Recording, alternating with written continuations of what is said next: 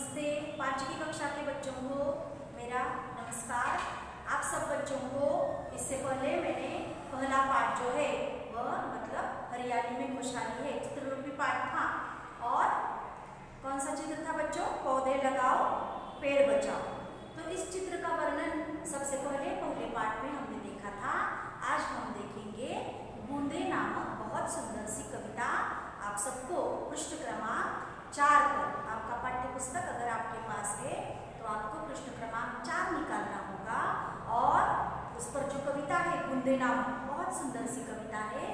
और इस कविता में हम सबको रोहिताश्व अस्थाना जी जो इस कविता के कवि हैं, रोहिताश्व अस्थाना जी इस कविता के कवि हैं। तो उन्होंने हम सबको क्या बताया है इस कविता में? और बूंदे इसका अर्थ क्या है? बरसात कैसे होती है?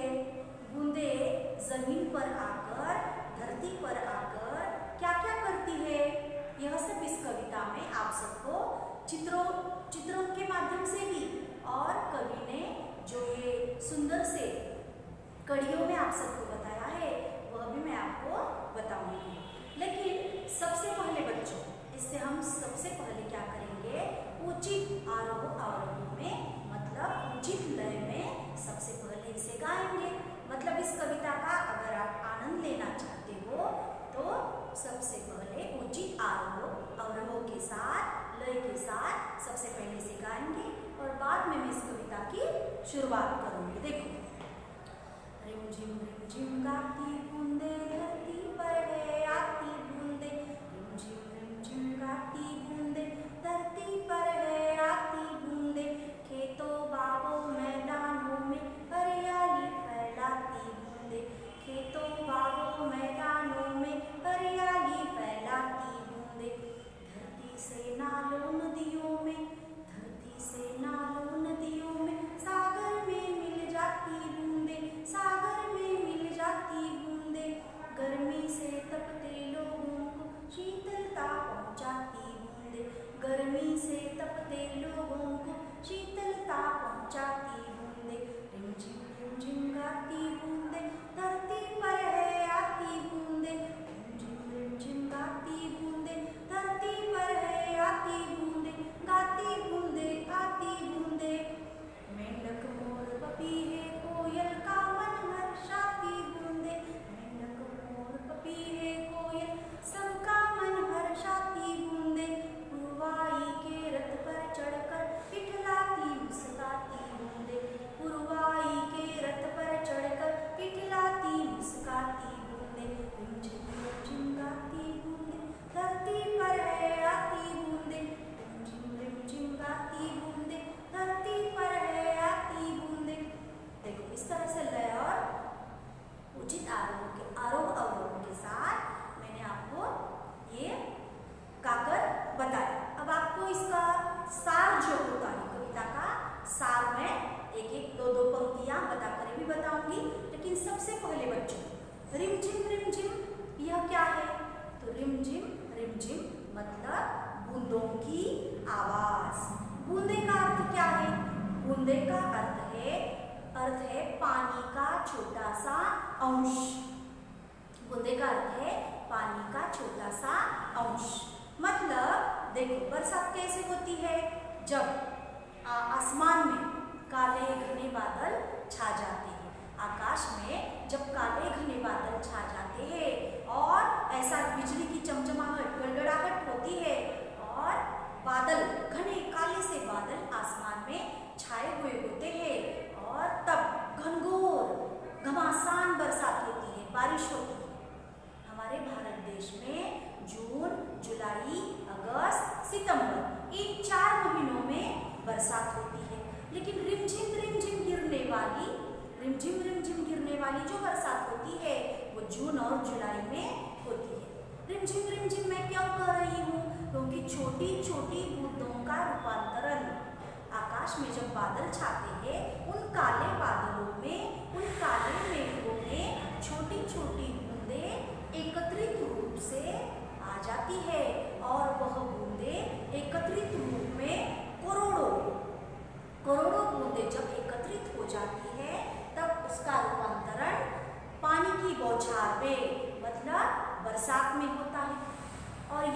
बरसात धरती पर बूंदों के रूप में, बरसात के रूप में, बारिश के रूप में, वर्षा के मौसम में आप सबको दिखाई देती है।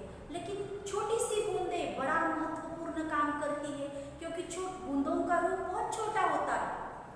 मैं आपको क्या बता रही हूँ, बूंदों का रूप बहुत छोटा होता है बच्चों, लेकिन काम वो बहुत बड़ा करती है, क्योंकि बूंदों की बौछार, करोड़ों बूंदें जब बौछार के रूप में जमीन पर गिरती है तब बरसात बारिश होती है। और छोटी सी बूंदें एक बड़ा सा काम करती है। किस तरह बड़ा सा काम करती है? देखो, अप्रैल और मई महीने में, अप्रैल और मई महीने में झुलसा देने वाली गर्मी का हम सबको सामना करना पड़ता है।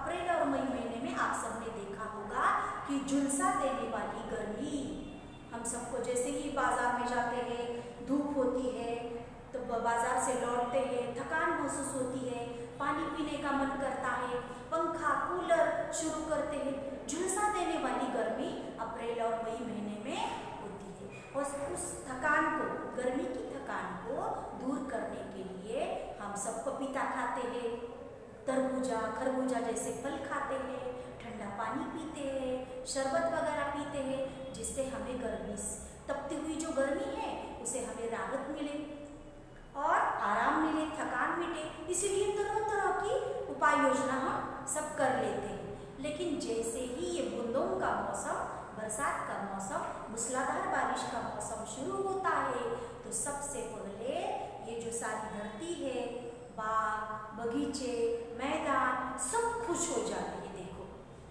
किस तरह खुश हो जाते हैं। सबसे पहले ये जो पानी की बौछार, मतलब रिमझिम रिमझिम गिरने वाली सुंदर सी बूंदें जमीन पर आकर गिरती है, तब गर्मी से तपते हुए लोगों को राहत मिल जाती है। एक ठंडकता वातावरण में निर्माण हो जाती है। जैसे ही बारिश होती है, आप सबने देखा होगा, अभी बरसात तो शुरू ही है, थोड़ी गर्मी थोड़ी बरसात जून जुलाई में। तो इस प्रकार बरसात के महीने में जैसे ही ये बूंदों का आगमन होता है, जैसे ये बारिश होती है, तब क्या होता है, झुलसा देने वाली गर्मी अब समाप्त हो जाती है और वातावरण में, पर्यावरण में एक प्रकार की ठंडकता हम सबको मिलती है। शीतलता मतलब ठंडकता हम सबको मिलती है। और जैसे ही बूंदें जमीन पर गिरती है तो मिट्टी के साथ मिलकर वह एक सुंदर सी भीनी भीनी खुशबू छोड़ जाती है। मन को लुभावने वाली, मन को अच्छी लगने वाली ये महक, ये सुगंध बच्चों जो हमें मन भावन लगती है और उसकी महक सबको भाती है। पशु पक्षी सारे आनंदित होकर अपना आनंद प्रकट करते हैं। मोर जो कि क्या करता है, अपना पूरा जो वो फूलता है और वह नाचता है। मोर, साथ ही साथ पपीहा, कोयल मीठे स्वर में गाने लगते हैं। मेंढक, मेंढक मतलब दादुर, मेंढक भी क्या करता है, जैसे ही बरसात की शुरुआत होती है बच्चों, तब वह क्या करता है, वह भी आनंद से गाने लगता है, पानी में उछलता है, कूदता है। मेंढक, मोर, पपीहा, कोयल सबका मन वह हर्षाती है। हर्षाना का अर्थ क्या है, प्रसन्न करना, खुश करना। जैसे ही धरती पर पानी वाली ये बौछार वाली बूंदें जमीन पर गिरती है, रिमझिम रिमझिम आवाज करने वाली ये बूंदें जब जमीन पर गिरती है तो धरती माँ खुश हो जाती है, क्योंकि उसे मालूम है कि पृथ्वी पर रहने वाले उसके सारे बच्चे, पशु पक्षी, मानव, मनुष्य सब खुश होने वाले हैं। हम सबका अन्नदाता, मतलब हम जिसे भूमिपुत्र भी कहते हैं, हम सबको अन्न देने वाला, ये जो भूमिपुत्र भी जिसे कहा जाता है, हम सबका अन्नदाता मतलब किसान सबसे पहले खुश हो जाता है, क्योंकि वह जैसे ही बरसात होती है तो वह अनाज का दाना मतलब बीज जमीन में बो देता है।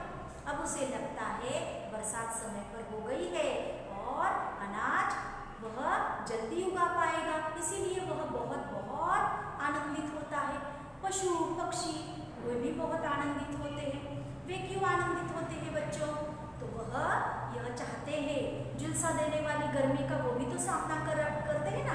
तो जैसे ही वे मतलब सूखी घास खानी पड़ती है, तालाब सूख जाते हैं, जिसके कारण जंगल में रहने वाले पशु पक्षी पानी के कारण तड़प कर मर जाते हैं। इसीलिए तो गर्मी के दिनों में हम सबको छत पर, अपने कंपाउंड पर पानी की कुछ मतलब पानी कुछ वैसे बाल्टियों में अथवा छोटे बड़े जो बाउल वगैरह होते हैं, आपके घर में कटोरियाँ होती है, उन कटोरियों में छोटी बाल्टियाँ जो खराब हो चुकी है उसमें आप सबको ऊपर छत पर पानी रखना चाहिए भरकर, ये मैं कहूँगी। लेकिन तभी आप चिड़िया वगैरह जो आपकी छत पर आने वाले छोटे बड़े पक्षी होते हैं उनके लिए वह तो सब रखते हैं। लेकिन जो पक्षी जंगलों में, नदी के आसपास रहते हैं उनका क्या होगा? तो जैसे ही बूंदों की बौछार मतलब बरसात जमीन पर गिरती है, रिमझिम गिरती हुई होती है, आती है, कभी बौछार के रूप में आती है, कभी घमासान बरसात के रूप में आती है, तब क्योंकि गर्मी का सामना करने वाले इन पशु पक्षियों को अब मृदुल मुलायम ताजी घास खाने को मिलती है बच्चों। पानी पीने को शीतल ताज़ा पानी बरसात की बूंदें गिरने पर उन्हें पानी पीने को मिलता है और उनका जो पेट है वो तृप्त हो जाता है। पशुओं को चारा पानी समय पर मिलने के कारण वह सब आनंदित हो जाते हैं। धरती हरी भरी सृष्टि हो जाती है, धरती पृथ्वी हरी भरी हो जाती है। ऐसा लगता है बरसात होने पर थोड़े ही दिनों में उसने एक हरा भरा सा वस्त्र पहन लिया है। सारे जो पेड़ पौधे होते हैं वो खुशी से, आनंद से झूमने लगते हैं, डोलने लगते हैं, आनंदित होकर, प्रफुल्लित होकर। मानव, मनुष्यों में किसान, हम सब पशु पक्षी सारे आनंदित होकर इसका आनंद लेते हैं और सबकी सुविधा होने से वह अपना आनंद प्रकट करते हैं। और इस तरह पानी का ये गीत, बरसात का ये गीत, बारिश का ये गीत गाते रहते हैं। खेतों में बारिश एक जगह नहीं गिरती, वह सभी और गिरती है। एक जगह पर ऐसा नहीं होता कि बरसात यहाँ पर हो रही है और एक प्रदेश में हो रही है और दूसरे प्रदेश में हो नहीं रही है। धरती पर सब जगह थोड़े बहुत प्रमाण के अनुसार बरसात होती ही रहती है। और बरसात होने पर खेतों में, बागों में, बाग मतलब छोटा सा बगीचा, उपवन, खेतों में, बागों में, मैदानों पर, मैदान मतलब खुली जगहों पर क्या होता है? सभी और हरियाली छा जाती है। धरती पर, खेतों में, बागों में सभी और हरियाली छा जाती है और रिमझिम आवाज करती हुई ये गाती हुई बूंदें जमीन पर आकर, धरती पर आकर एक नया आनंद सबको देती है, प्रदान करती है। हम सब अपना आनंद अपने अपने तरीके से प्रकट करते हैं। छोटे छोटे बच्चे बरसात का गीत गाते हैं, जैसे मराठी में भी हम कहते हैं, ए रे पावसा तुला देतो पैसा, पैसा झाला छोटा पाऊस आला मोठा, ये गए सरी तुझे बडके बरी। इस तरह की बरसात की जो गीत होते हैं, बरसात के गीत, वो भी हम गाते हैं। हिंदी में भी कुछ बरसात के गीत होंगे, वो मैं आपको अगले पार्ट तक वो भी बताने वाली हूँ। वो गीत, कुछ बरसात के जो गीत है, बारिश के जो गीत होते हैं, हिंदी में भी होते हैं, तो वो भी मैं आपको बताऊंगी। और देखो, मैं आपको ये बता रही थी कि हरियाली फैलाती हुई खेतों में, बागों में, मैदानों में, बगीचों में सभी और धरती हरी भरी हो जाती है, हरियाली फैल जाती है और सब अपना अपना आनंद द्विगुणित करते हुए बरसात का स्वागत बड़े आनंद के साथ करते हैं, तृप्त हो जाते हैं। पशु और पक्षी सब आनंदित होकर, बूंदे तो कितना बड़ा महत्व का काम करती है। सबसे बड़ा काम, छोटे बूंदे मतलब पानी का छोटा सा अंश, लेकिन फिर भी वह एक बड़ा सा काम कर देती है और सबको खुशहाल, संपन्न कर देती है धरती को। और ये धरती पर गिरता हुआ जो पानी होता है ना, वह आखिर में कहाँ पहुंच जाता है? नालों से, नदियों से, वह आखिर में एक बड़े से जलाशय, मतलब एक विशाल जलाशय, पानी का समुच्चय, समुद्र में जाकर आप सबको चित्र में दिखाई दे रहा है, छोटी सी बूंदे आखिर में नदियों नालों से बहकर वह आखिरकार समुद्र में जाकर मिल जाती है। समुद्र में गहराई, बहुत गहराई वाला समुद्र होता है और वहां जाकर आनंद से उछलती हुई वह समुद्र में वह घुल मिल जाती है। और गर्मी से तपते हुए हम सब लोग जो झुलसा देने वाली गर्मी का हम सामना करते हैं, तो उस झुलसा देने वाली गर्मी का सामना करने वाले लोगों को शीतलता, ठंडकता, वातावरण में एक प्रकार की ठंडकता प्रदान करने का काम ये बूंदे करती है। इसीलिए यहाँ इस कविता में कहा गया है कि मेंढक, मोर, पपीहा, कोयल, इन पक्षियों को भी वह आनंद, सबका मन आनंदित, प्रसन्न, खुश कर देती है। पंछी जो आनंदित होकर अपना आनंद नाच कर, गाकर, कोयल मीठे स्वर में, कुहू कुहू आवाज में, वह कोयल मीठी आवाज में, मीठे स्वर में, शहद जैसी उसकी आवाज होती है मीठी सी, वह गाकर अपना आनंद प्रकट करती है। मोर नाचता है, पपीहा भी अपनी आवाज में टेर लगाता है, मेंढक, दादुर अपनी आवाज में अपना आनंद द्विगुणित करते हैं। इस प्रकार बूंदे, इस कविता में ये बूंदे अपना काम समाप्त हो जाने पर बड़ी इठलाती हुई, न इठलाना मतलब नखरा करना, हंसना, गाना, अपना आनंद खुद भी प्रकट करती है। और सारी बूंदे मिलकर फिर जैसे ही सूरज की रोशनी, सूरज निकलने का समय होता है, सूरज की रोशनी पूर्व दिशा से जब आती है, तब उस रथ में बैठकर, सूरज जिस रथ में बैठकर सुबह हम सबको उजाला देने के लिए आता है, सारे जग को अंधियारे से मिटाने के लिए आता है, सूर्य का प्रकाश स्वयं स्फूर्त होकर सूर्य सुबह हम सबको नई उम्मीद की किरण लेकर, पूर्वाई के रथ पर बैठकर, नई आशा की किरण लेकर सारे जग को प्रकाश देने के लिए, सारे जग को उजाला देने के लिए बच्चों, जब सूरज पूर्व दिशा की ओर से रथ लेकर आता है, तब फिर बूंदे रथ पर जाकर इठलाती हुई, नखरा करती हुई, मुस्काती हुई उस रथ पर जाकर बैठ जाती है और सूर्य के साथ वह फिर आसमान में जाकर आराम करती है। फिर आसमान में, आकाश में जब बादल छा जाते हैं, काले बादल, काले मेघ छाते हैं, तब वह अपना काम करने के लिए फिर जमीन पर आकर हम सबको वह हर्षाती है, सबका मन प्रसन्न करती है, सबको खुश करती है, गर्मी से तपते हुए लोगों को ठंडकता, शीतलता प्रदान करती है। और इस तरह से बच्चों, ये जो बूंदे हैं, दिखने में आप जैसी छोटी है, अब 5वीं कक्षा के बच्चे तो छोटे हैं, लेकिन उछलते हो, कूदते हो, कभी कभार बड़े बड़े काम कर देते हो, उसी प्रकार छोटा सा अंश जिनका है वो बूंदे करोड़ों रूप में एकत्रित हो जाती है और जमीन पर गिरकर एक बड़ा, जिसके कारण सारी धरती खुश, प्रसन्न, खुशहाल, संपन्न हो जाती है, इतना बड़ा काम वह कर देती है। मतलब बच्चों, एकता में बड़ी ताकत होती है। बूंदों ने अगर एक दूसरे से कहा कि मैं नहीं जमीन पर जाकर गिरूंगी, तुम जाकर गिरो, एक दूसरे पर वह टालती रहेगी, एकता से करोड़ों में वह रूपांतरित नहीं होंगी, तो पानी की बौछारें कैसे जमीन पर गिरेगी। इसीलिए बच्चों, इस कविता से रोहिताश्व अस्थाना जी हम सबको ये सीख देना चाहते हैं कि एकता में बड़ी ताकत होती है और हम सबको मेल से, एकता से रहना चाहिए। आशा है आप सबको ये कविता पसंद आई होगी। अब फलक पर मैंने कुछ कठिन शब्द लिखे हैं जो आपको लिख कर लेने हैं बच्चों, और लय से इसे आपको गाना है। पृष्ठ क्रमांक 4 पर दी गई ये सुंदर सी कविता, जिसमें बहुत सारे सुंदर से चित्र दिए गए हैं।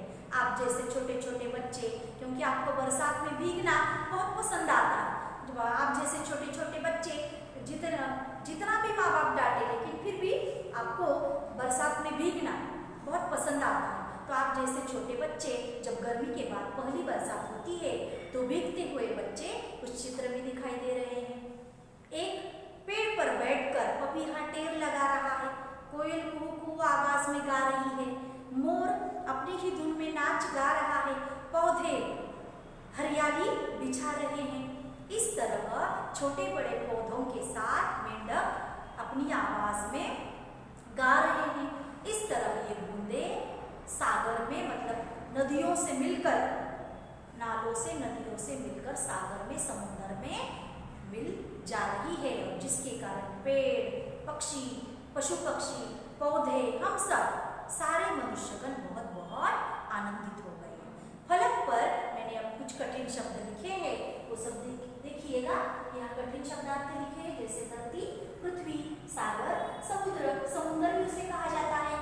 शीतलता, ठंडकता, पूर्वाई, पूर्व दिशा, इठलाना, नखरा करना, हर्षाना, प्रसन्न करना। जो इस कविता के कवि रोहिताश अस्थाना जी है, ये बात भी ध्यान में रखो। और साथ ही साथ आपके पीडीएफ में एक सवाल दिया गया है, बूंदे क्या क्या करती है। और दूसरा सवाल, कविता लय से गाओ। लय से मतलब उचित आरोह अवरोह के साथ, अच्छी तरह से, उचित आवाज से इसे आपको गाना है। मतलब पहला प्रश्न है, बूंदे क्या क्या करती है, और दूसरा